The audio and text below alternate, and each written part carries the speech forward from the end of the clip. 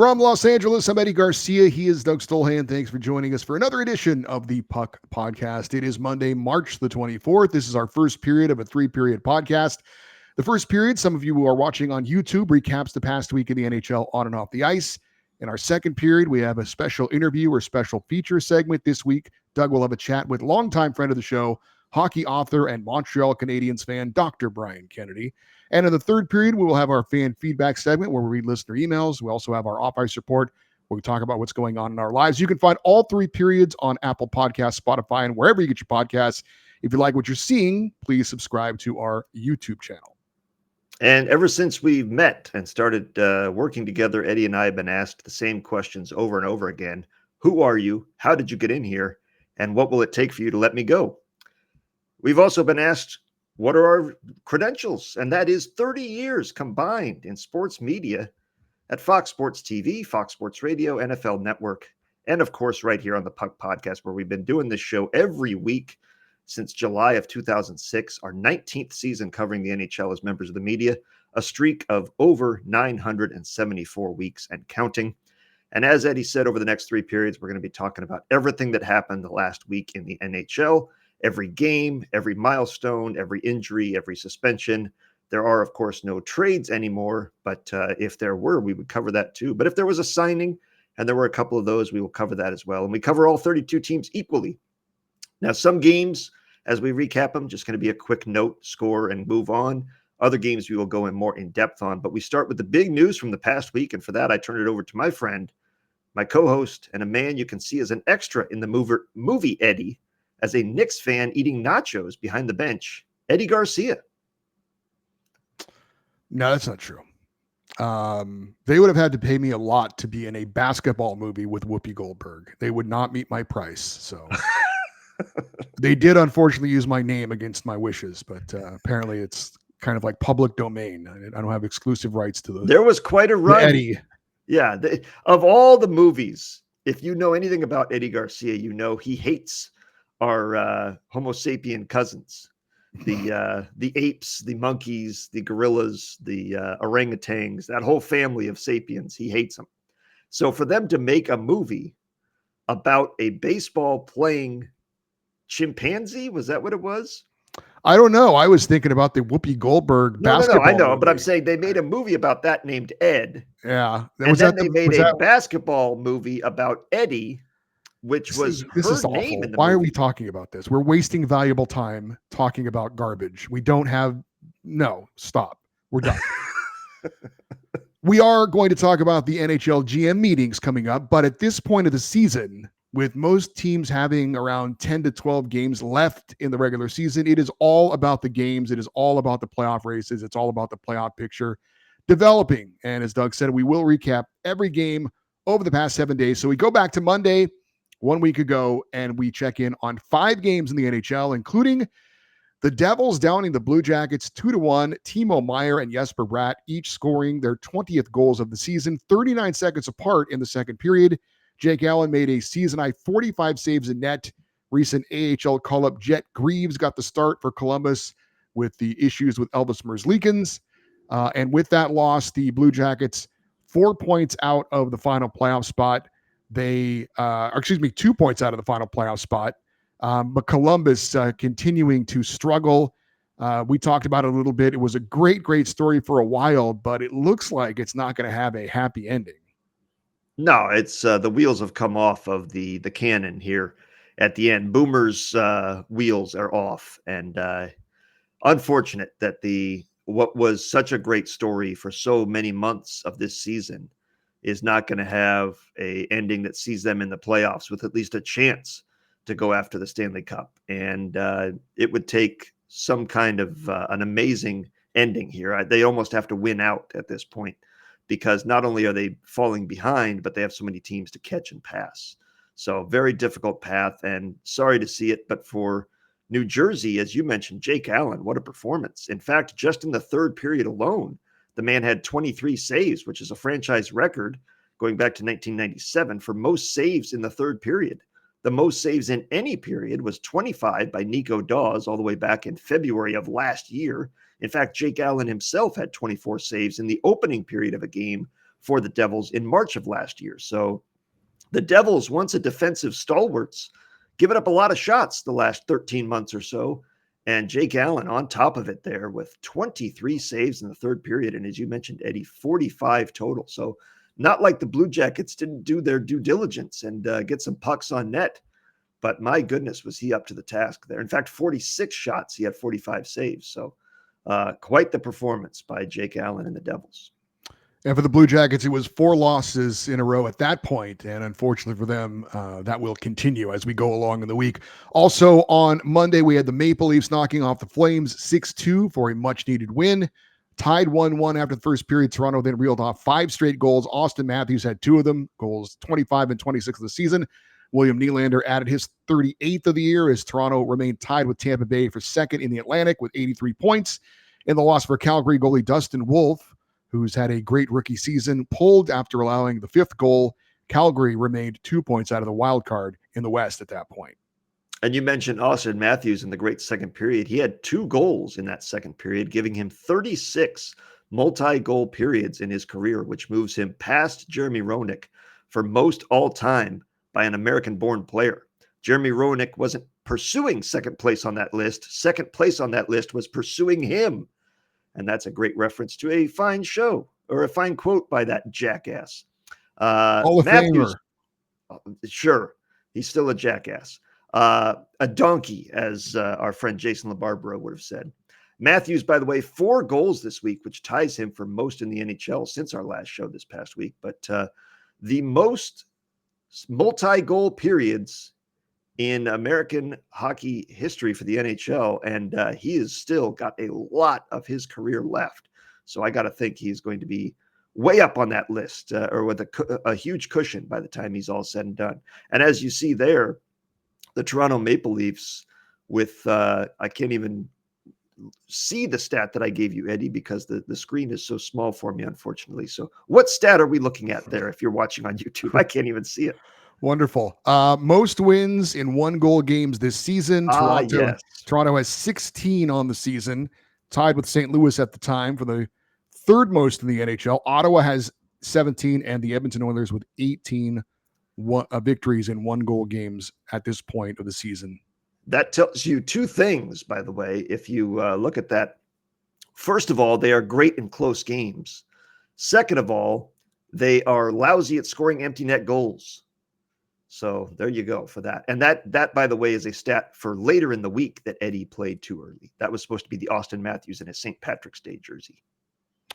Well, okay, my fault. Because it was not a 1-goal game. But later in the week, spoiler alert, they've got a 1-goal victory coming up. I blame the producer of the show. The Lightning shut out the Flyers 2-0 behind 21 saves from Andrei Vasilevsky. Jake Gensel scores his 33rd of the year, also his 15th power play goal at the time, tied with Leon Draisaitl for the league lead in power play goals. Nikita Kucherov with his 29th of the season. And Jake Gensel's empty net power play goal gives him 15 on the season, which ties him with Peter Sikora for the 6th most by any player in his first year with the team since 2006. Making it worse for the Flyers is that they went 0 for 5 on the power play, extending their scoreless streak on the power play to 23 straight opportunities.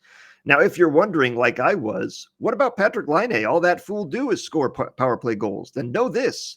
He has 14 this season for the Canadiens, but he's done it in just 39 games.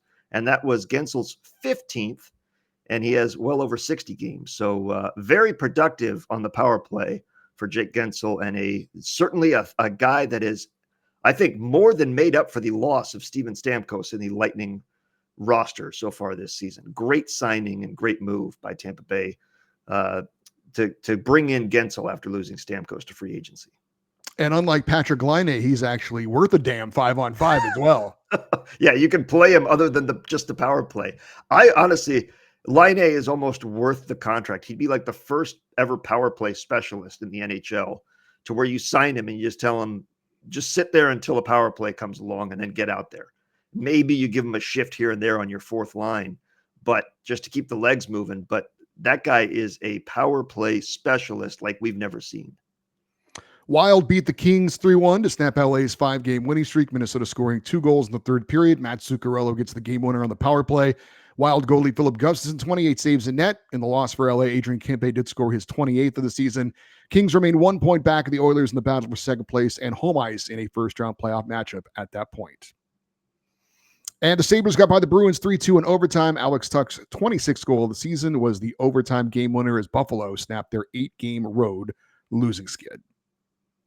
We move We're on. going to keep talking. We'll talk about Buffalo a couple times here, not very much because they're not in playoff contention. And as you mentioned, the playoff race is where it's at right now.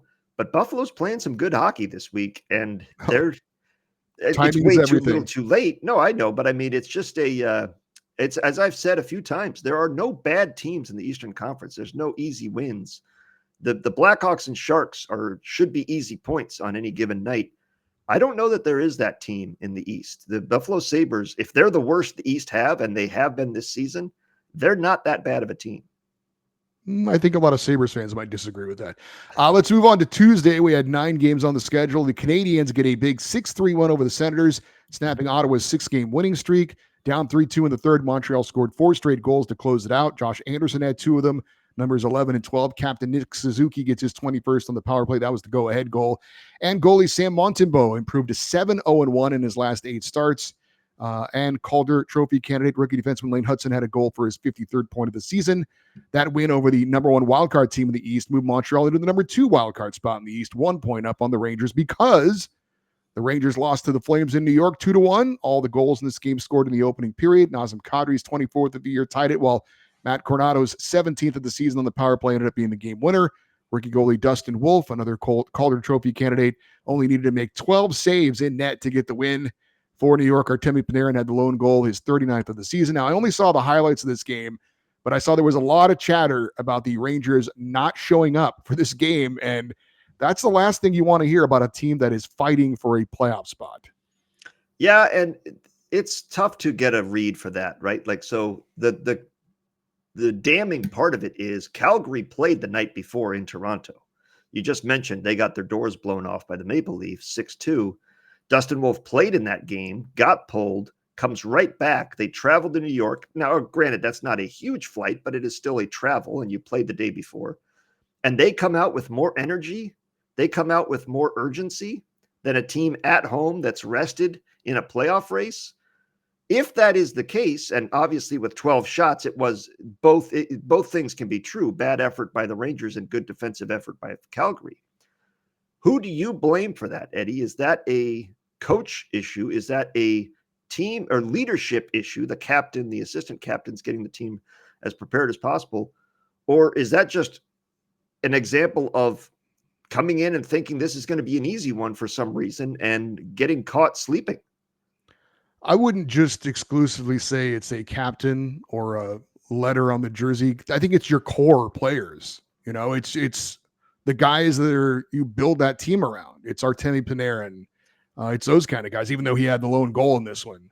Yeah. Those guys have to be the drivers of your team. And if they're not doing that, then, you know, you can't expect some third, fourth liner to be the guy who, you know, saves the day. Those, your big guns have to be your big guns. JT Miller, I'll throw him in there. Yeah. Chris Kreider. Yeah. 100%. It's a Adam Fox, played almost 24 minutes. He can only do so much from the blue line. He had 1 shot. The only people with more than 1 shot on net were Chris Kreider with 3, Will Borgen from the blue line with 2, and Keandre Miller with 2. Everybody else had 1 shot or no shots. That's unacceptable. I mean, at some point, even if you come out slow, and I'm willing to allow the bad first period, obviously it happens to every team. But you go into intermission in the second period, you got 15, 20 minutes to get yourself together, talk, and be like, okay, coming out in the second, every time we enter the zone, we got to get it on net. These guys played yesterday. This guy gave up 5 goals and got pulled yesterday. We got to put more shots on him. They put 3 shots on net in the second period.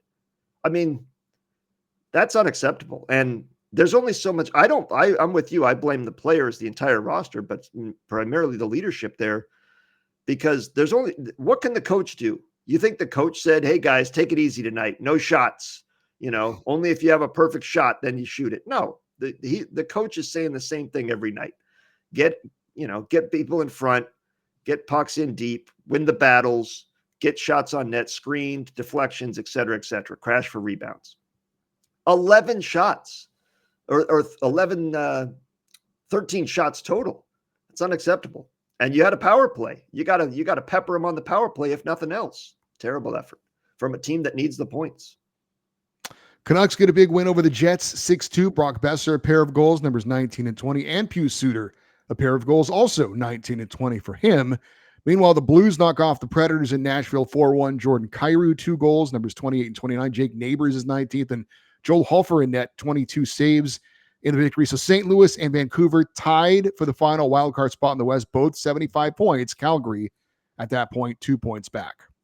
Well, you talked about timing is everything, and the Blue Jackets falling apart here at the end of the season. The Blues, without the Jackets, are catching fire. They are playing great hockey, their best of the year, and it's the perfect time. Binnington coming off the Four Nations where he was outstanding in net, and now here he is playing some great hockey for the Blues to help them in a playoff run. I said I would have traded him at the deadline while the market was hot.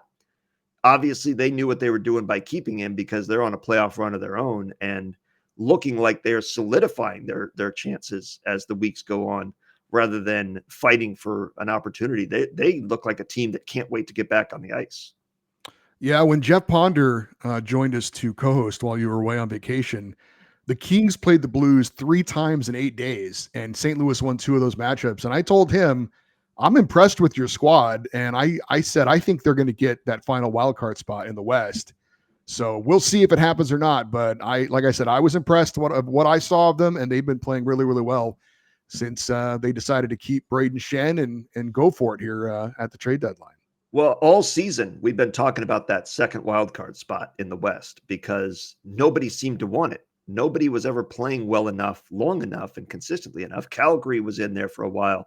Vancouver was in there for a while. There were a lot of teams that had their run at it. Nobody seemed to grasp it. St. Louis is grabbing it right now, and they are looking like a team. And who wants to play that kind of a team that's hot with nothing to lose in the first round? I certainly would not want to. They've got the confidence of having won a cup not that long ago. So they know it can be done. They've got a couple guys in the locker room that did it. That could be a dangerous team if they make it in. And it looks like they will right now with about 10 or 12 games to go. The Metropolitan Division leading Capitals down the Red Wings 4-1. No goals for Washington star Alexander Ovechkin. So at that point, he was still 8 away from Wayne Gretzky's all-time goal-scoring record with 14 games left in the regular season. The Caps did score 3 goals in the third period to pull away. Tom Wilson gets his 30th. Connor McMichael his 24th. And Logan Thompson, 23 saves in net. In the loss for Detroit, Dylan Larkin gets his 28th. But the Red Wings have lost 8 of 10 at that point. Yeah, the Red Wings are kind of pulling a Blue Jackets here and struggling down the stretch, unfortunately for them. But I still think a successful run once they made the coaching move to bring in Todd McClellan. It's been a completely different looking team, confidence-wise, and something to build on for next year. As for the Capitals, Logan Thompson matching the NHL record for fewest regulation losses for any goalie with 30 wins in a season. He's 34-5 this season. Only 4 regulation losses, matches Tiny Thompson back in 1929-30, Bill Durnan in 1943-44, and Linus Ullmark in 2022-23 for the fewest regulation losses at the time you reach the 30-win mark. So a hell of a season from Logan Thompson. And we've had a lot of focus on Alexander Ovechkin this season, and with good cause, but it has been a career year for Tom Wilson. Once the bad boy of the NHL, he scored his 30th goal in this game and became the 3rd Capitals player to get his first 30-goal season after turning 30 years old. The others, Chris Clark back in 2006-2007, a season we covered here on the Puck Podcast, and TJ Oshie in 2016-2017. He also became the 3rd player in NHL history to play in 800 career games prior to recording his first 30-goal season. He has 821 games played at the time he got his 30th goal. Mike Sillinger played 829 goals before getting his first 30-goal season, and Alex Del Vecchio, 951. So hell of a season for all of the Capitals. Logan Thompson is having a season for the ages, and Tom Wilson, a career year offensively for that guy. And they are going to be a team going in with a lot of weapons and a lot of veteran weapons once the playoffs begin. We talked last week about who the other candidates could be the finalists for the Vezina Trophy. We know Connor Hellebuck is going to be one, and we are positive he's going to win it. You mentioned Darcy Kemper of the Kings. We'll talk more about him later. I would imagine Logan Thompson has to certainly be right there in the 100%. conversation as well. 100%. And I think Logan Thompson is second. I mean, when you've got 30 wins and 4 regulation losses, when you're winning every time you take the ice, basically, or at least getting a point, I mean, that's definitely worthy of some votes. So I would think that's 1-2 right now. But and for Logan Thompson, just terrible timing to have this career year, the same year Connor Hellebuck is having an unbelievable season and could end the season with a goals against average under 2, which is unheard of these days. The Islanders defeat the Penguins in Pittsburgh 4-2. New York scored all 4 of their goals in the third period. Kyle Palmieri gets his 21st. In the loss, Sidney Crosby scores his 24th. And Joona Kuoppanen scored his first NHL goal. Crosby, though, moving past Wayne Gretzky for the 4th most points with one franchise in NHL history. Islanders, Red Wings, and Blue Jackets all had 70 points at that point. All 3 teams were 3 points back of the Canadiens for the final wildcard spot in the East at that point. Eddie, I'm going to ask the listeners, if you're an Islanders fan, stop listening for about 30 seconds. I'm going to ask you, Eddie, can you think of another team in the NHL that you would less like to see make the playoffs than the Islanders? They are such a boring team, and their special teams are terrible. But that's why if they do make it, my God, what a story it would be. They have the worst power play in the league, and I think the worst penalty kill. Or at least they're in the very bottom. And yet if they make it with absolutely no help from their special teams and no superstars offensively, what a job that would be by their roster and coaching staff. But boy, would I not want to watch any of their games in the playoffs, because I don't see them going anywhere. I don't see them having a fighting chance. Like St. Louis has a chance to win a first-round series. The Islanders have no chance, in my opinion, to win a first-round series, and yet they could very easily get that second wild card spot the way they're playing these the last week or two. Well, and how about them being a seller at the deadline and still being in this? They get rid of Brock Nelson, their best offensive player, right? And they're hanging in there. It's crazy. That's very, it is. It is. It speaks to the culture in that locker room of find a way, get it done one way or another, get some points. They have 9 regulation or overtime losses. That helped because they only have 32 wins in their 69 games.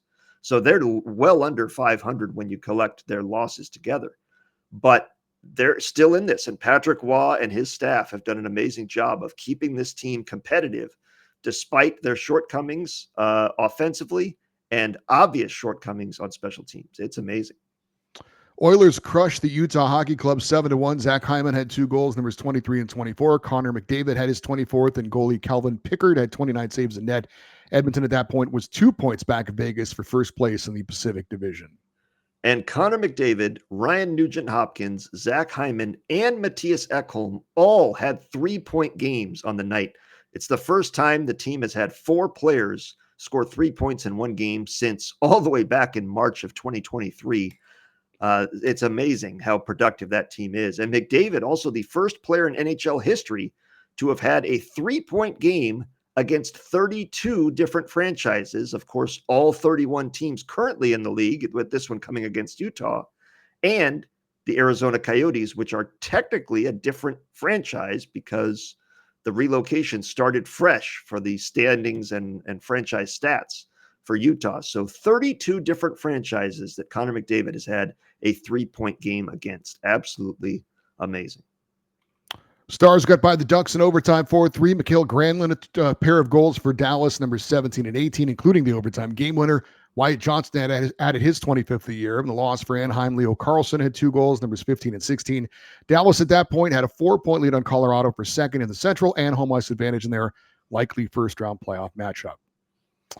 And the Kraken down the Blackhawks in Chicago 6-2. Seattle was down 2-0, then scored the next 6 goals. Shane Wright with a pair of goals, numbers 16 and 17. Let's move on to Wednesday. Just 2 games on the schedule, including the Leafs getting by the Avalanche 2-1. Game winner was a bizarre one with Toronto shorthanded. A clearing attempt hit off of the referee, who fell down trying to avoid getting hit by the puck. That allowed the Leafs to get the puck and score on the ensuing shot, although it should be said that it was a soft goal allowed by Mackenzie Blackwood on the Steven Lorentz shot. Austin Matthews scored his 27th of the year, while goalie Joseph Woll made 38 saves in net. Valerian Nichushkin had the lone goal for Colorado, his 18th. With that win, Toronto moved to a tie for first in the Atlantic Division, with the Florida Panthers both 85 points at the time. With the loss, the Avs remained 4 back of Dallas in that race for second in the Central and home ice advantage in the first round of the playoffs. Here's the one-goal game that we referenced earlier, the 16th one-goal win for the Should I put the other graphic up now? Yeah, put the Austin Matthews graphic up that shows him passing Jeremy Roenick for most multi-goal periods by a U.S.-born hockey player. I love those jerseys, by the way, that St. Patrick's Day jersey. What do you think about those, Eddie? If you're on YouTube.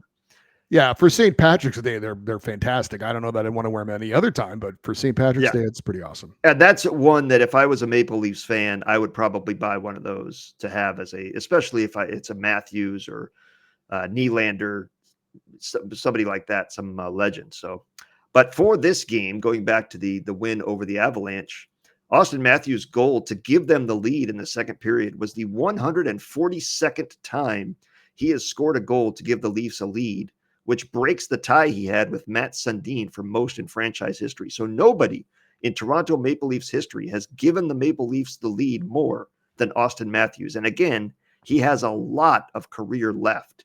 So incredible player. And this is an original six franchise, and he's already one of the greatest to ever play for the Toronto Maple Leafs.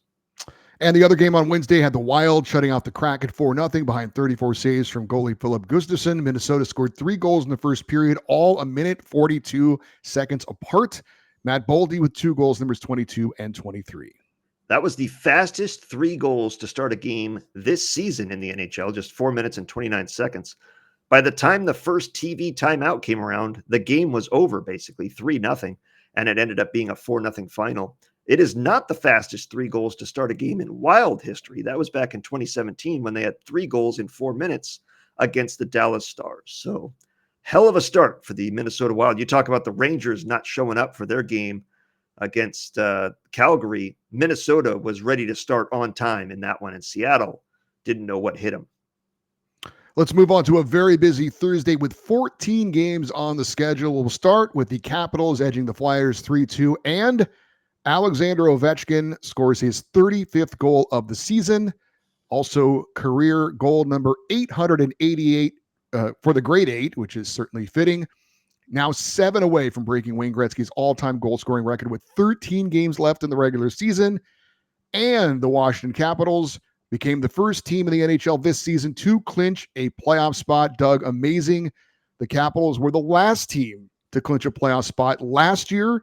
They're the first team to clinch a playoff spot this year, and kudos to all involved with the Washington Capitals. They have had a hell of an offseason, and going into this season, didn't see it coming, thought maybe they were a wild card team in the East, but it's been all working for them. You talked about Logan Thompson earlier, obviously the Ovechkin comeback season, guys like Tom Wilson, Alexei Protas, Connor McMichael, a lot of guys contributing, and it's been just a great season for Washington. Unbelievable. Well, you mentioned it. Every move they made worked. I mean, who do we want in net? Let's go out and get Logan Thompson and go with this tandem, and it works perfectly. Who do they have? Every free agent, every new player they bring in exceeds expectation. Their health has been relatively good, knock on wood. They make a controversial somewhat trade to get Pierre-Luc Dubois, and it works out beautifully. The guy has 61 points in 70 games this year and is coming up on 20 goals. So he's been exactly the player that they wanted, exactly the player the Kings wanted, but did not get.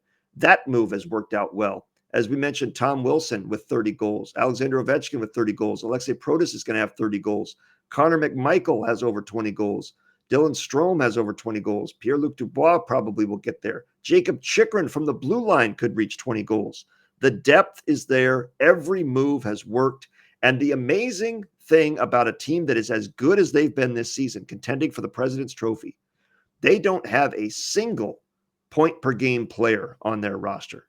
Their leading scorer has 68 points this season, and that's Dylan Strome. So this is not a team that is getting it done with one line. And that's what's going to make them dangerous in the playoffs is who do you shut down? Who do you go in saying we need to focus on this? We need to focus on. You can go against the Oilers and say if we can find a way to contain Draisaitl and McDavid, hold them to 1 or 2 goals, make the rest of the team beat us. You can't do that with the Washington Capitals. And if you do hold this team to a few goals, they're just as good at holding you to a couple goals because they're playing great defense and getting great goaltending. Amazing season. I don't think in their wildest dreams they would have thought we're going to be the first team to clinch. You hope, but I don't think they believed that in training camp. There was no indication that this was coming, and it has just been an absolutely amazing year. I'm jealous of the Capitals fans because who wouldn't want to tune into every game knowing not only are we watching history in the making with Alexander Ovechkin, and he could get another goal closer to breaking Wayne Gretzky's record at any time, but the team's winning almost every time you watch, and they're fun to watch. Fantastic. Hurricanes won their 8th straight with a 3-1 win in San Jose over the Sharks. Seth Jarvis scored his 27th, Sebastian Aho his 26th, and Frederik Andersen 24 saves a net. For Carolina, it's their second 8-game winning streak this season. That's not bad. And that's a team that they were kind of sellers, not really. We talked about it last week. They didn't really buy at the deadline because they couldn't. They were too busy working on the Rantanen deal, apparently. But the locker room did not let the distraction get to them. And once the trade deadline passed, it's like, okay, now we at least know who we have and we can go forward with this. And they've got a pretty good team still. They remind me a lot of your Kings in the sense that they are very good defensively. They don't give up a lot of shots on a nightly basis. They have good goaltending, not elite goaltending, but good goaltending and a team atmosphere of scoring goals. So I think I see a lot of similarities between your Kings and the Hurricanes, and both teams very successful this season, going in with stingy defenses and playing some good hockey here at the end. Yeah, I would say I do think the Rantanen thing was a distraction for them because they were playing fine before he got there, and then the whole thing surrounding him, it just I have a hard time believing that was just a coincidence that they stopped playing well while all that was going on, and then miraculously once it's ironed out and they moved on, then suddenly they're playing well again. So I find it hard to believe that was just a coincidence. But yes, they are obviously a hard working team. I don't know that the goaltending is quite there, like you said, with the Kings, but certainly 2 8-game winning streaks is pretty impressive. Freddie Andersen's been playing when he's healthy. He's been outstanding, and it's just a matter of can they keep him healthy. I'm going to look up his stats real quick because he obviously we're going to get to a game that later in the week here for them, but yeah, he's got a goals against average of 2.07 and a save percentage of .918 this season. When he plays, he's elite. The problem is keeping him healthy enough to play regularly, and if he's available to them in the playoffs, they have I like their matchup against almost any other goalie in the East. Because the best goaltending seems to be in the West so far, but the only one that I would really worry about as a goaltending matchup in the East might be Logan Thompson, but that might not come until the Eastern Conference Final. Blues beat the Canucks 4-3 in overtime in a battle of wild card teams, hopefuls. Defenseman Philip Broberg gets the overtime game winner. Fellow offer sheet pickup Dylan Holloway gets his 23rd of the year. In the loss for Vancouver, Brock Besser had 2 goals, numbers 21 and 22, including the game-tying goal with 2.7 seconds to at least get a point out of it for the Canucks. The win moves St. Louis into sole possession of the final wildcard spot in the West, 1 point up on Vancouver. And we have not done this nearly enough this season. This is my Grandma Fiddler game of the week. Is that right?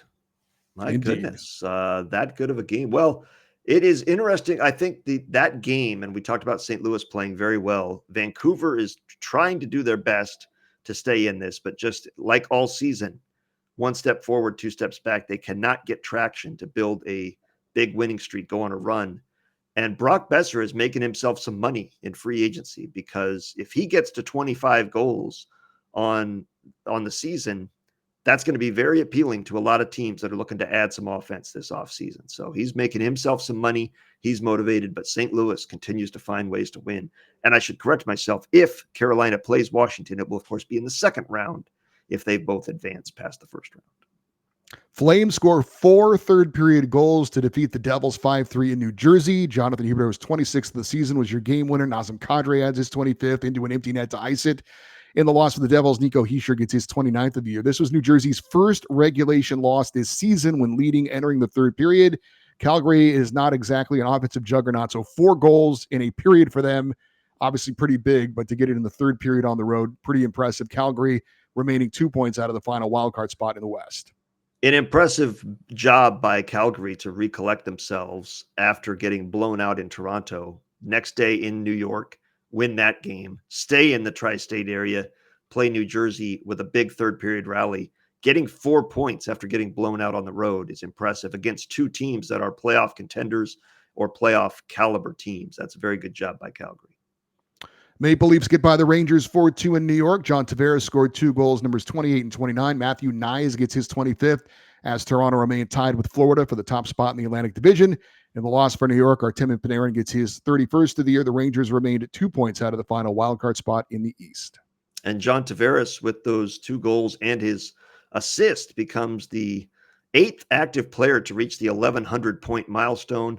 And William Nylander, with his 2 assists collected, hit the 600-point mark for his career. He became the 9th player in Maple Leafs history to reach 600 points and the fastest active Swedish skater to do so. So some history made from a couple of guys.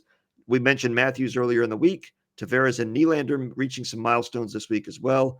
We haven't even mentioned Mitch Marner, who's having a great season as well. So Maple Leafs have a lot of offensive weapons, and they're all having good years and reaching career milestones. They are going to be the firepower is there. That's never been the problem for them. It's what can they show up in the playoffs and produce as they have in the regular season. We will find out in just a few weeks' time.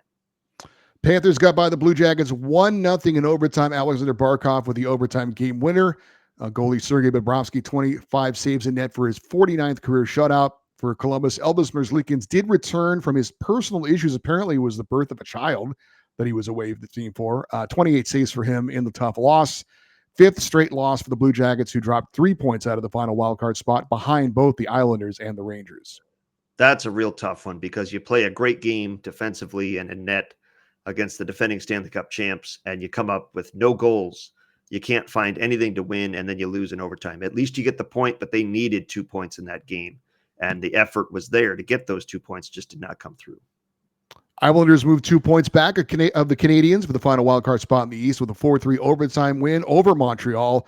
Bo Horvat gets the overtime game winner. It was his second goal of the game, 22 and 23 on the season. Goalie Ilya Sorokin had 2 assists to become the first Islanders goalie ever with a 2-assist game. That's pretty impressive because going back, they've had some great ones, obviously, when they were winning multiple cups in the 80s. And for that to never happen, that's well done by Ilya Sorokin. Avalanche down the Senators in Ottawa 5-1. Brock Nelson, 2 goals, numbers 21 and 22. His first 2 goals with Colorado. Nathan McKinnon had his 28th and Cale Makar his 26th. Avs goalie Scott Wedgwood, 15 saves in net in the win. In the loss, Dylan Cousins scored his 14th. He's got 3 goals, 6 points in 7 games since joining the team at the deadline. Stars lose to the Lightning 3-2 in a shootout. Gage Goncalves scored the shootout game winner. As you can tell, he's a household name.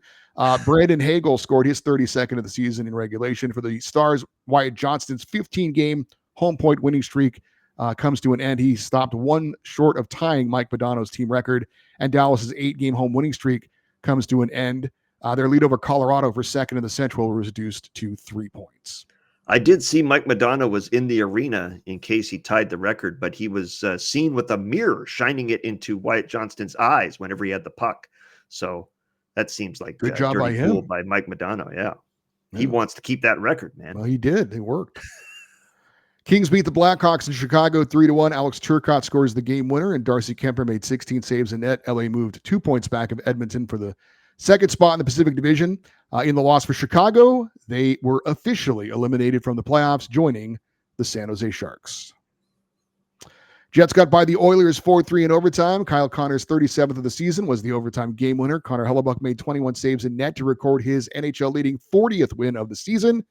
For Edmonton, Jeff Skinner had 2 goals, numbers 12 and 13, and Zach Hyman added his 25th. With the big story out of this game for Edmonton is that leading goal scorer Leon Draisaitl didn't play in this game with a lower body injury, and Connor McDavid left in the third period and did not return with an injury of his own. Awful, awful news for Edmonton. The most Googled thing in Edmonton after this game was, how do you tie a noose?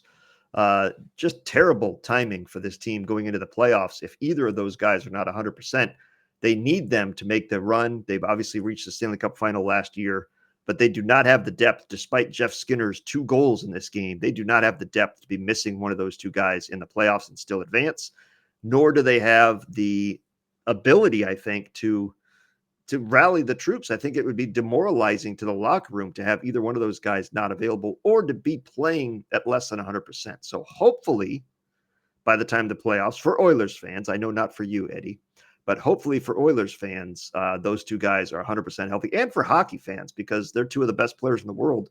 We like watching them play. Hopefully they're able to heal up and be 100% before the playoffs begin. Do we want to talk about Connor Hellebuck? I mean, it's just, we've talked about him every week. 40 wins is ridiculous. And him reaching that milestone is incredibly impressive. The guy is on a season. I guess Linus Ullmark a couple years ago had this same kind of year, right? The fewest games to 40 wins. And you see Linus Ullmark leads the NHL record there if you're watching on YouTube. And everybody's pretty much recent, except for Ken Dryden, because, again, of the overtime and shootout rules where there's no ties. But just an amazing season, and a guy that is incredibly consistent, goes out there with the majority of starts, there's no tandem. He's getting, 50 some starts a year, 60 starts a year when it's all said and done, and is winning the majority of his games at a pace that we rarely see in the NHL these days, and has to give them confidence going into the playoffs that he is back there on any given night, and knowing we only need 2 or 3 goals and we have a chance to win this game. So it's an amazing season for him, and a multiple Vezina Trophy winner at this point. Well, for sure, he's going to win the Vezina. But I will ask you this: should he be a finalist for the Hart? I mean, I think Nathan McKinnon and Leon Draisaitl probably are the first 2 names that come to mind. But should Connor Hellebuck be one as well? Yes, 100%. I mean, if you're talking about the Hart is the most valuable player, they could win the President's Trophy, which means they're the best team in the regular season. He's having a historically good year with the goals against average under 2 for the season. I mean, who's more valuable to that team than him? They have a lot of good offensive players, but that's not somebody you can replace him with somebody else in net and have the same results. They're going to be a playoff team, but I don't think they're a President's Trophy winning team. So for regular season, which is what the Hart Trophy is for, he should absolutely be a finalist for the Hart, if not the favorite. Golden Knights roll over the Bruins 5-1 behind Pavel Dorofeyev's hat trick. Goals 28, 29, and 30 for him. Aiden Hill, 18 saves in net, as Vegas remained 3 points up on Edmonton for first in the Pacific. And Pavel Dorofeyev becoming the 5th player in franchise history to have a 30 goal season, and the 4th to have multiple hat tricks with the Golden Knights. The others with multiple hat tricks are Jonathan Marchessault, William Karlsson, and Jack Eichel. The other 30 goal season guys are Jonathan Marchessault, William Karlsson, Jack Eichel, Tomas Hertl, and Max Pacioretty. Vegas also won its 40th game of the season, giving them 7 40-plus win seasons in their first 8 seasons as an NHL team. They are the most successful expansion franchise in North America over the past 40 years, if not more. It's amazing what they have been able to do, and especially because they've been so aggressive in rotating players in and out of their lineup and in and out of their on and off their roster. There is no sentiment in Vegas at all. It is a what have you done for me lately team, and it doesn't affect the culture. They bring in new people. They work. I don't think anybody going into the season said, boy, this Pavel Dorofeyev guy Dorofeyev is a guy we need to watch for. 30-goal season, multiple hat tricks.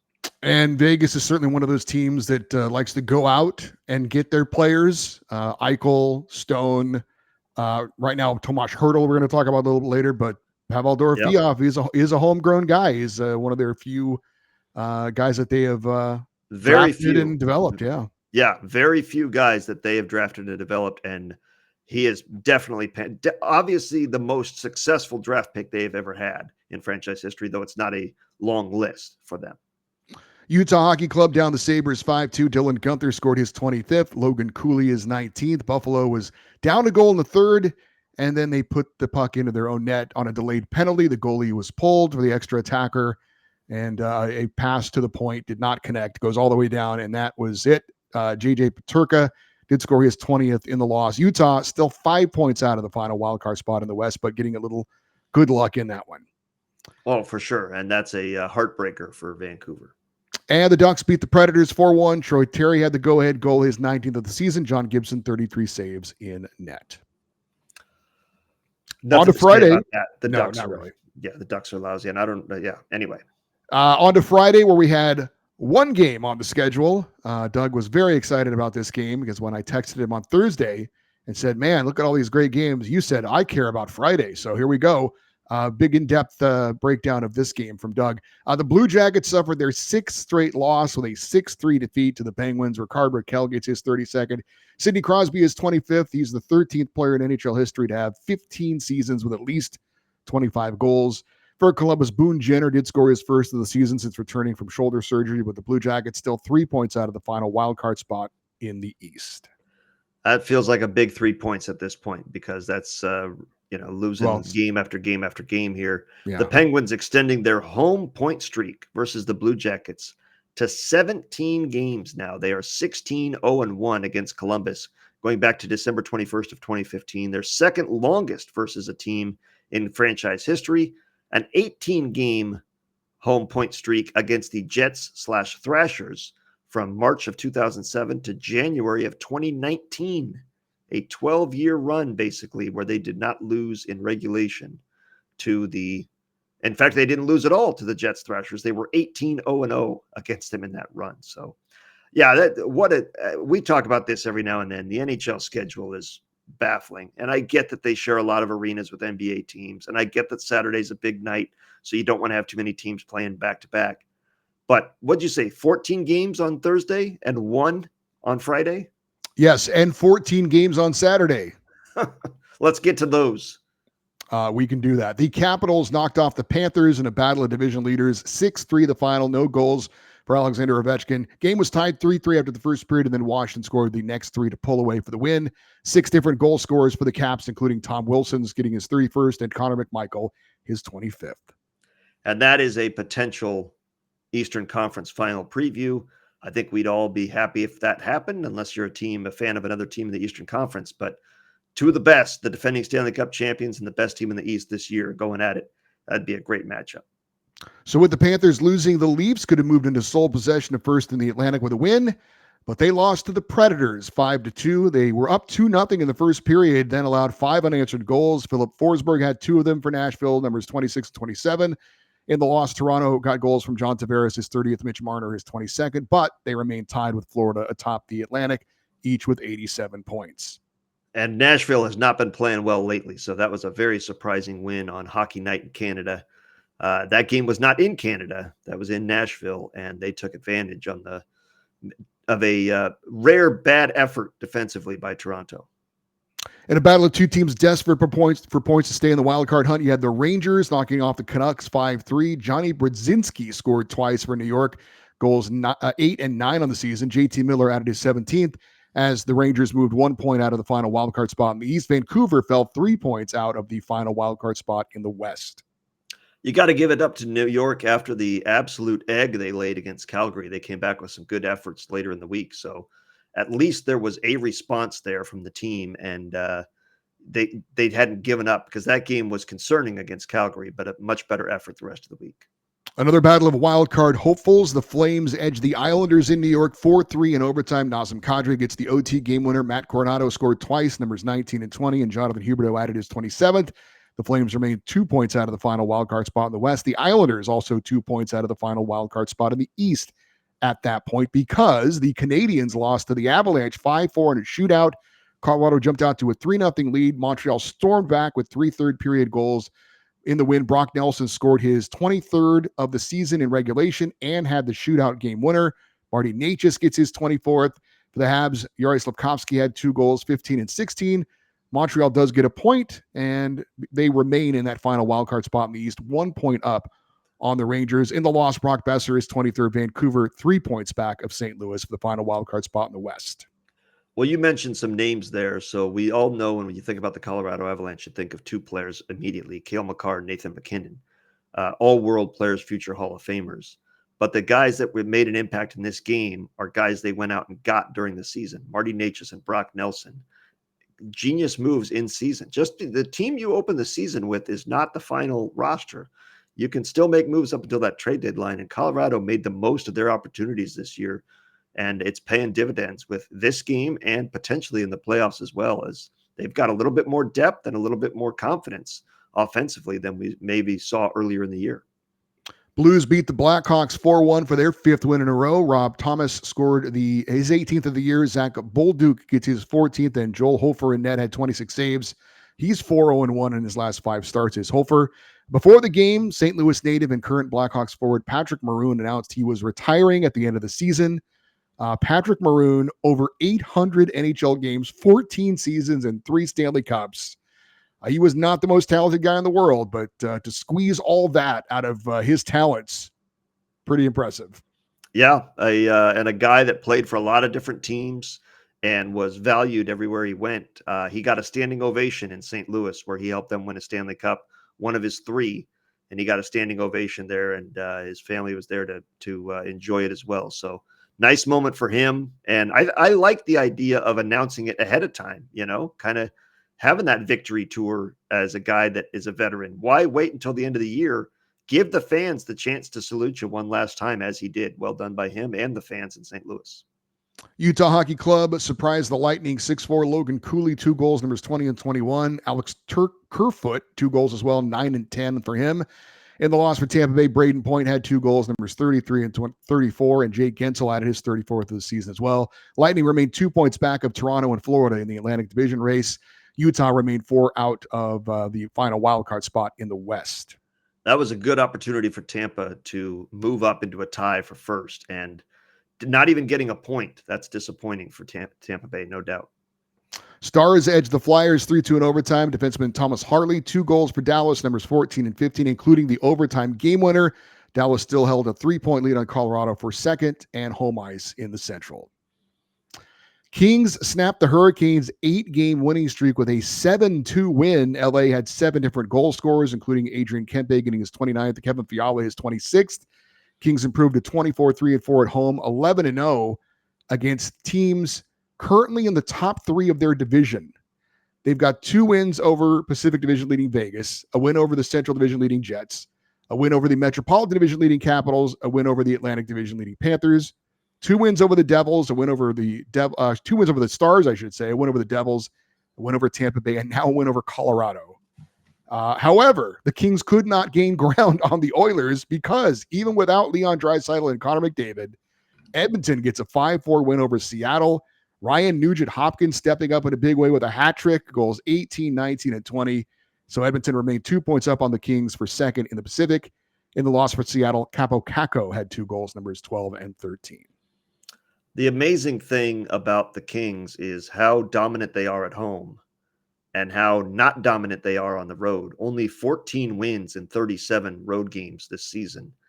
25 wins in 32 home games. So, boy, is home ice advantage going to be crucial for them as they try and clinch this number 2 spot in the division. But Quentin Byfield heating up here. He became the first Kings player with a 6-game home goal streak since Jeff Carter back in 2013, which I don't believe it was the year in between their 2 cups. So Jeff Carter had a great year in between those 2 cups of home scoring streak. But Quentin Byfield, like the rest of the Kings, loves that home cooking and the home ice there at Staples Center, or whatever they're calling it these days. Yes, not Staples Center anymore, but we don't need to say what it is. Keep this in mind as we will move forward onto Sunday's action. The Senators edge the Devils in New Jersey 3-2. Brady Tkachuk gets his 28th. Drake Batherson his 20th. In the loss for New Jersey, Nico Hischier gets his 30th. Ottawa still holding on to that top wildcard spot in the East. Meanwhile, 6 points back of Tampa Bay for third in the Atlantic. So it looks like Ottawa pretty much entrenched where they are. Not enough room for them to gain on Tampa Bay, but I think they've got a pretty good lead on Montreal for that number one wildcard spot, or whoever ends up winning that second wildcard spot in the East. Yeah, and what's crazy is I think we talked about it a couple of weeks ago is they were very successful this year against Toronto.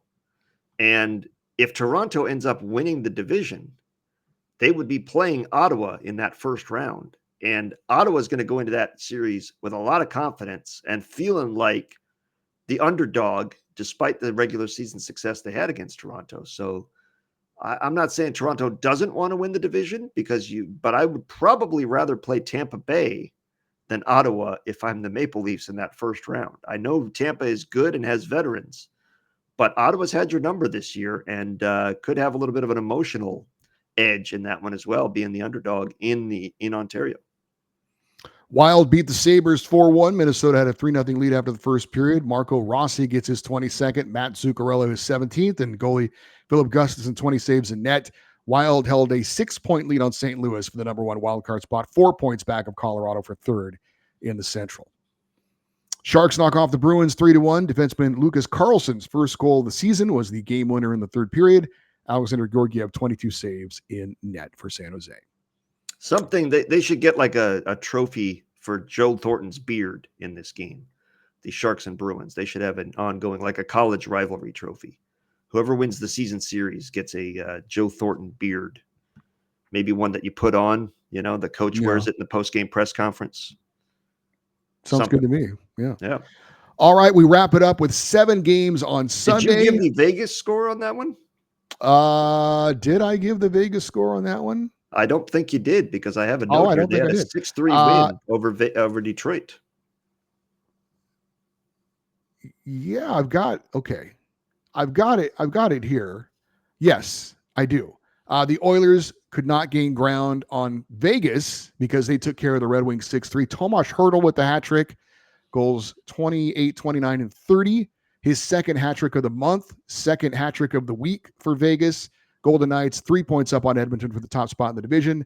In the loss for Detroit, Alex DeBrincat scored his 32nd, but for Detroit, they had lost 9 of 11 at that point. And that hat trick gave him 30 on the year, as you mentioned. The 6th player in Vegas history to do so. If you were paying attention earlier, you'd have known that because I listed him when Pavel Dorofeyev got his hat trick. It was also the 3rd straight home game that the Golden Knights have had a hat trick. So hat sales are brisk at the Fortress. If you threw a hat on the first hat trick and then you threw one on the second hat trick, would you have thrown it again on the third one, Eddie? You've bought 3 hats now. Probably not. No, their hats are expensive these days, man. I know. $40 for a hat. Easy $40. And that's who's going to imagine it was a 40-pound trick. Nobody's going to crumple up $40 out of their wallet and throw it on the ice. But that's basically what you're doing with a hat. So, yeah, I'm with you. I might bring a painter's cap and throw that out there. The old ball trick, right? The one you catch, you throw the one you brought on the field. All right, now we move on to Sunday where we had 7 games, and we talk about the Golden Knights again as they beat the Lightning 4-2. Vegas jumping out to a 3-0 first period lead. En route to the victory, Tomas Hertl scored again his 31st. Jack Eichel gets his 23rd as Vegas now a 5-point lead atop the Pacific Division. In the loss for Tampa, Nikita Kucherov gets his 30th. The Lightning remain 2 back of Toronto for second in the Atlantic. Vegas, and you know this better than me because you watch them on a regular basis to keep pace with your Kings. Vegas looks like a team that is really hitting its stride and playing their best hockey right now. This is a team that I don't want to say was, kind of coasting, but they were in first place most of the season, and we were kind of paying attention to them, but not really because such great seasons from Winnipeg and Washington and such great statistical seasons from other players. But Vegas looks very good right now. Their speed, their defensive game, and their power play is starting to click. They've got a nice move where they put Mark Stone down on the goal line, and he is almost quarterbacking the power play from the goal line to the side of the goalie, and they slide a player in. In this case, it was Tomas Hertl the last couple of games. They'll slide him in. He's in the high slot. The defender sees that, looks over to Mark Stone, and he slides below the defender, and the pass goes right behind him in for an easy tap in. And we've seen it multiple times, but they look like a team that's hitting their stride right now. Blues defeat the Predators 4-1 for their 6th win in a row. Jordan Kyrou gets his 30th, Braden Shen his 27th, and goalie Jordan Binnington 31 saves in net. In the loss for the Predators, Philip Forsberg gets his 28th. St. Louis with a 4-point lead now over Calgary for the final wildcard spot in the West. Play Gloria, man. That team is clicking right now, and our friend Jeff Ponder has got to be loving it, as do all Blues fans, because just get in, and then from there, anything can happen, as we've seen multiple times. Panthers down the Penguins 4-3 in a shootout. Florida rallied down 3-1 to tie it and then win it on Alexander Barkov's shootout goal. Sam Reinhart had a pair of goals, numbers 34 and 35. Florida's won 11 of 12 at home and hold a 1-point lead over Toronto for first in the Atlantic Division. In the loss for Pittsburgh, Brian Rust had a pair of goals, numbers 24 and 25. Penguins also in the news, to a little note to pass along.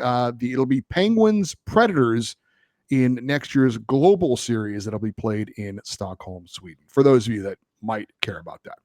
What have the folks in Stockholm done to deserve that? Although they get to see Sidney Crosby, I guess. That's the good news. That's right. And Philip Forsberg and all that. So there are some star power going over. I did see it was Hockey Day in Sweden this past week. Did you see that, Eddie? I sure didn't. Yeah, they had the NHL. You know how they'll do Hockey Day in Canada, Hockey Day in America. They did their first ever Hockey Day in Sweden. Yeah, I didn't even know when it was Hockey Day in the United States, when it was Hockey Day in the United States. So for me to know it was Hockey Day in Sweden was probably not going to be. That's very true. Good chances on that one. But I wonder if they announced it on that day. I'm guessing they did, to say, hey, by the way, you've got a game coming next year, and it's going to be the Predators and Penguins. That makes sense. We had two of the P teams coming. It was either them. There's another one, right? The Predators, Panthers, or the Panthers. The Panthers are not going. Right. Penguins and Penguins Predators. Yeah. Winnipeg Jets miss out on a chance to be the second team in the NHL to clinch a playoff spot. They lose at home to the Sabres 5-3. Alex Tuck gets his 27th. JJ Peterka his 22nd. And Carl Hellebuyck was not in net for Winnipeg in this one, as they're giving him some time off to rest up for the playoffs. Jets remain 2 points back of Washington in the race for the President's Trophy. I mean, that's, again, Buffalo's not a terrible team, but that's you give Connor Hellebuyck a night off because you think we got this one on home ice against the Sabres. Not so fast, my friend. Kings beat the Bruins 7-2, second straight game, second straight night. The Kings score 7 goals, and for the second straight game, 7 different goal scorers. LA now a franchise record 11-0-3 in their last 14 at home, 25-3-4 overall at home, best in the NHL. And the Kings, with that win, tied with Edmonton for 87 points. The Kings have played fewer games, so they right now hold that second spot in the Pacific Division. And if Connor McDavid and Leon Draisaitl are out for a few games, maybe that opens the door for the Kings to get home ice a little bit more, a little bit better help on their chances. We'll see. But back-to-back 7-goal efforts for the Kings is something certainly as a Kings fan I am not used to, but certainly enjoyed that. For Boston, 6 losses in a row for them. Not only 6 losses in a row, but a pathetic effort in this one. I know the Kings are stingy in giving up goals or giving up shots, but weren't there only 13 shots in the game for Boston? Something like that, yeah. I mean, that's terrible. And you tell me what happened here. There was damn near a goalie fight if the referees had gotten out of the way. I know. Why? When did we, I remember it was, we almost had a Ducks-Kings goalie fight. It was Phoenix Copley and John Gibson a couple of years ago. And then it was, remember Marc-Andre Fleury wanted to get in a fight with somebody, maybe it was Jordan Binnington, and the referees, remember he was mic'd up and the referees jumped in there and they wouldn't let him do it. Same thing with Gibson and Copley. When did we decide that we can't allow this anymore, and why? I don't know. The players are willing. Both goalies were willing. Swayman and Kemper were willing to go tonight. I have no idea. The referee and the linesman literally kept them from going, and you could see both guys like, "What are you doing?" What led to that? mean, why was that going to be a fight tonight? Clearly, the officials have been told to not allow this to happen. It's the third time in my memory that goalies have tried to go and have been prevented from doing so, and I don't know why. Yeah, I'm guessing the owners and the GMs have instructed them that these are too valuable players, even if they're stupid enough to want to drop the gloves and take the helmets off. Yeah, please stop them, because we cannot. God forbid we lose Darcy Kemper. Big Save Dave's great and all, great nickname. You're not going anywhere with that dude in net. I don't care if you have home ice advantage or not. So if I was a Kings fan, I would have been saying absolutely stop him from fighting, because God forbid Jeremy Swayman lands a haymaker and gives him a concussion, breaks his cheekbone, God, anything. We don't need that.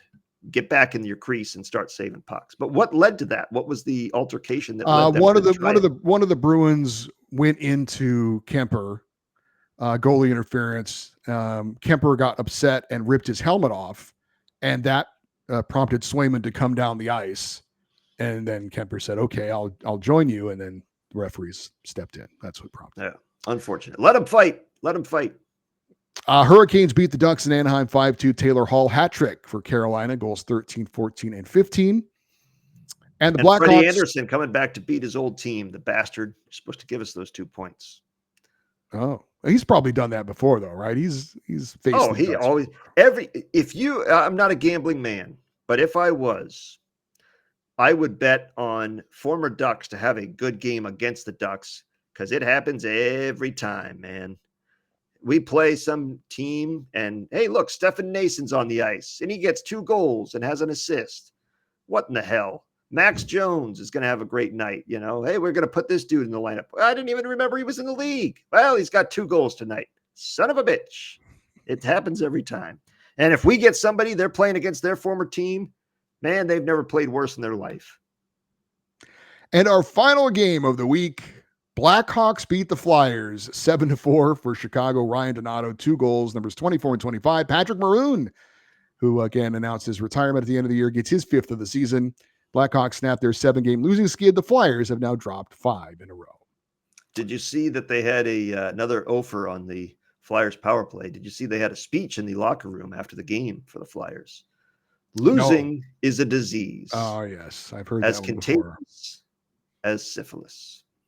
Let's get to the standings after a week's of action, and we will start in the Central Division, where the Winnipeg Jets are on the verge of clinching a playoff spot. I have no doubt we will talk about them clinching on next week's show, but they've hit the 100-point mark on the season, joining the Washington Capitals, a record of 48, 19, and 4. Pretty comfortable lead on Dallas with 92 points to have the Stars. So an 8-point lead for Winnipeg atop the Central. Dallas second place, Colorado in third with 89 points. So a 3-point lead for Dallas as we record this for second place and home ice in their likely first round playoff matchup. Minnesota, and a 2 game in hand advantage also for Dallas. So not only a lead, but games in hand. So that helps.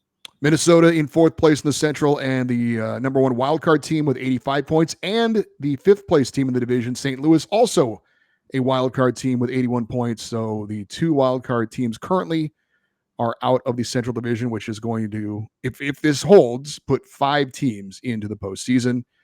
Utah still hanging around, but running out of games. They have 70 games played, 75 points on the season. Nashville and Chicago bringing up the rear. And as you see, if you're watching on YouTube, the little E next to Chicago, eliminated from the playoffs. Yeah, they are the only one. I would like to know what would have to happen. Lay out the games for me for Winnipeg to miss the playoffs with 100 points. I'd love to see that path. It would be quite lengthy. I would have to guess. If all these things happen, then they would miss the playoffs with a 100-point season. But that's not going to happen. Pacific Division, we told you Vegas on top, 92 points, 42-20, and 8 the record. Kings right now are in second place, but they are tied in points with the Oilers, both 87. Kings have played 69 games. Edmonton has played 70. They do have 2 head-to-head matchups, by the way, for the rest of the way, so those will be big games. Calgary is in 4th place right now on the outside looking in at a playoff spot with 77 points. Vancouver right there with 76 points in 5th place in the Pacific. Let's check out the Metropolitan Division. You see the X next to Washington. They have clinched a playoff spot, 102 points for the Capitals, 47, 15, and 8. You said E was for eliminated. What is the X for? X is for X marks the spot on the playoffs, I guess. I was going to go with excited to get the playoffs begun. For sure. They have a 12-point lead over Carolina, who is in second place, and the Hurricanes have a 10-point lead on New Jersey, who is in third place with 80 points. The Rangers have 74 points, the Islanders 73, Blue Jackets 71 in the Metropolitan Division. And I mean, those top 3 are as entrenched as you can be at this Yeah. time of the season. Yep. Looks That like is it. how they are going to finish. I agree with you 100%. Over in the Atlantic, you've got Florida on top. It's the opposite in the Atlantic. Florida on top with 89 points, 43, 25, and 3 the record. Toronto is 2 points back with 87 points, and Tampa Bay 2 points back of them with 85. Ottawa, number one wildcard team, was 79, and Montreal, the number 2 wildcard team, was 75 points. So 5 points out of the Atlantic as it stands right now. Five teams, I should say, out of the Atlantic in the postseason as it stands right now. Detroit 70 points, and probably too little, too late for the Red Wings as they are in a slide, unfortunately for them. Only 2 wins in their last 10 games for Detroit. That is that's the same number of wins for Columbus in their last 10 games, and neither of those teams could afford a slump at this point of the season, and yet here they are. So unfortunate. But we're going to talk plenty about Montreal, that second wildcard team, coming up in the second period with Dr. Brian Kennedy. So stick around for that over on the podcast side. Wild card in the West, we told you about it. Minnesota and St. Louis are the 1-2 teams. Then you've got Calgary, Vancouver, and Utah. Flames. I mean, I'll give Calgary an outside chance because they have the 3 games in hand on St. Louis. Yeah, but that's it. Minnesota is going to make the playoffs. Yep. It's just a matter of first or second, and they're most likely going to be the first wild card team. And St. Louis is playing so well. They've got 6 wins in a row, 8 in their last 10. Calgary and Vancouver have 5 wins in their last 10. So unless they get red hot in these last 13 games, and I'm talking 10-3 kind of records in their last 10, 13 games, I just don't see it. So it looks like to me, St. Louis is going to make the playoffs as that second wildcard team. And the wildcard race in the East, Ottawa and Montreal are your first and second wildcard teams. The Rangers 1 point out, the Islanders 2 points out. Blue Jackets and Red Wings are unfortunately trending in the wrong direction. So Montreal is currently in that spot. They have 5 wins in their last 10 games, so they're not exactly lighting it up. But the Rangers only have 3 wins in their last 10 games. I don't understand what's going on with this team, and I'm sure they don't either. The talent is there at every level. Norris Trophy level defenseman, Vezina caliber goalie, some excellent offensive players, and you went out and added JT Miller.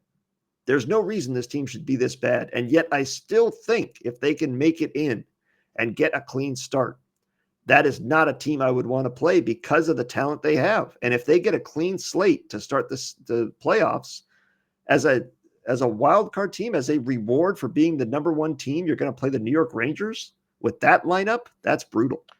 Yeah, and that goalie as well. I know they don't play great defense in front of him, but still having to go up against Igor Shesterkin in the postseason is not something that I would choose to do. No, if I could have my druthers, I'd rather take on the Montreal Canadiens. As good as they've been playing this season, far less established star power on their roster.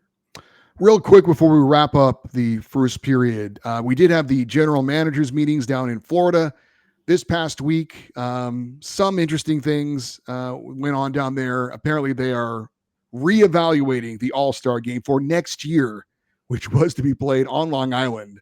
So we shall see what that means. But they're already even saying that may not have an All-Star game next year. Hopefully, they haven't sold tickets for that yet. There in the greater New York area. They announced that apparently there's no desire to expand overtime to 10 minutes, which we saw in the Four Nations.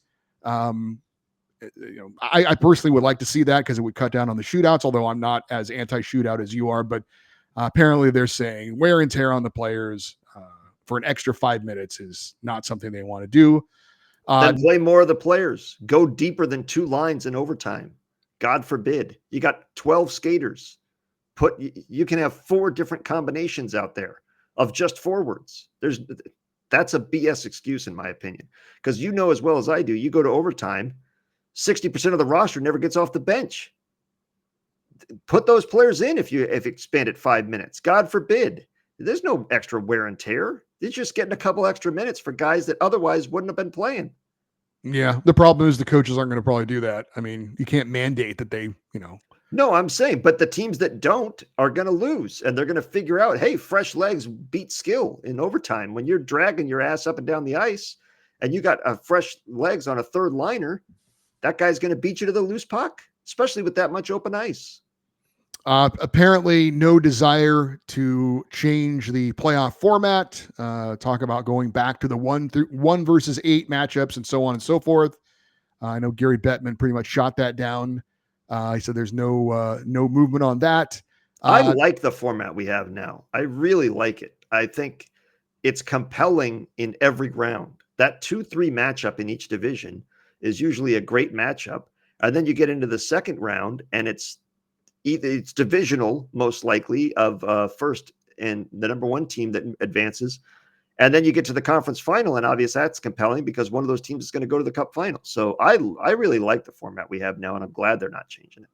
Well, I don't like it that much. I mean, it's not a huge deal for me necessarily, but I think there should be more of a reward for having a great regular season. I would even reseed after the first round so that the top seeds would, if they were still alive, would play whatever the lowest seed was that was remaining. But they don't want to do that because they've got this bracket thing now. They want people to fill out their brackets, and I understand there's the appeal of that as well. But I would like the regular season to actually mean a little bit more come postseason. But how does it not mean something now? If you win your division, you get to play a wild card team. You do, but I still don't think it's as important as if you would reseed going forward. So you had the potential of playing whatever the highest seed was that was remaining as the playoffs went along. It's not a huge deal. It's not a huge advantage necessarily, but it still would, I think, value the regular season more than it is right now. Well, if they did a 1-8, just looking at the standings right now, Winnipeg would play St. Louis. That's going to happen anyway. Dallas would play Minnesota. Vegas would play Edmonton, and Colorado would play the Kings. In the East, it would be Washington, Montreal, which is going to happen anyway. Carolina versus Ottawa, Florida versus New Jersey, and Toronto, Tampa Bay. They're not going to eliminate offsides reviews. There was some discussion. Brian Kennedy was trying to explain this to me at the Kings Hurricanes game about, they're going to switch side. The blue line. I was like, what are you talking about? The bottom line is just get rid of it. That solves it, and not trying to change it. As far as which side of the blue line the puck can be on, I'm like, that's just another side of the same coin we have now. It's not, Yep. you're still going to have reviews. But apparently there's no traction for that. What else? Oh, they did apparently a lengthy presentation with the general managers explaining what goalie interference is. It would be I would nice love to have seen that. Yeah, it would be nice if they would release that video to the fans so that we could know about it as well. But well, it was just 20 minutes of referees shrugging. That would. I don't know. That would be funny. I know that the NHL and the NHLPA are going to begin talks on a new collective bargaining agreement coming up the week of April 1st. So that's obviously a big deal, and seems like they'll be able to get that done. But obviously, it's an important thing. Yeah. Was there anything else? Anything I missed? Anything else that was brought up? Basically, there's going to be no rule changes. No rule changes. Yeah, the league's in a good place right now. I wouldn't be changing too much if I were them either. Well, they are talking about expansion, which is something that no one's going to be shocked about. But apparently, Houston is getting hot and heavy at trying to get into the league. So we'll see. That's the one thing I would absolutely not want to see. And I talked about that with Brian Kennedy as well. Nothing against Houston. They would be probably a great. If anybody's looking to NHL relocate, city, they're a fine city. We've got enough teams. We've got enough 100%. teams. There's not enough talent for 34 teams. It's going to happen because all they care about is money. Well, yes, that's true. And that's the same reason they're rethinking the All-Star game, because they're like, look at how much money we made off this Four Nations thing. And look at how much money we're not going to make in the All-Star game next year. Well, I like that number better than this number. That's big number as opposed to little number. So let's beat this thing into the ground until it's not special anymore, just like we did with the outdoor games. All right. Anything to add before we sign off here in our first period? Nope. Stick around for the second period over on the podcast side. If you are watching on YouTube, we thank you, obviously. Leave some comments. We'd love to hear some stuff there. I will say that I would love to hear comments that are not about hockey, and I'll get more into that in the third period, and I'll explain more what I mean. But so go listen to the podcast wherever you get those, and definitely check out the interview I have with Dr. Brian Kennedy. Good conversation there. And then the third period where we have the listener feedback as well. So go check those out if you haven't already. In the third period, I have a fun question for Eddie and our games to watch for the coming week. All right. So if you want to hear the rest of the show, find it on Apple Podcasts, Spotify, and wherever you get your podcast. If you are listening to the podcast already, second and third periods are coming up. If you're watching on YouTube, I'm Eddie Garcia. He's Doug Stolhand, and we'll talk to you next week with another edition of the Puck Podcast.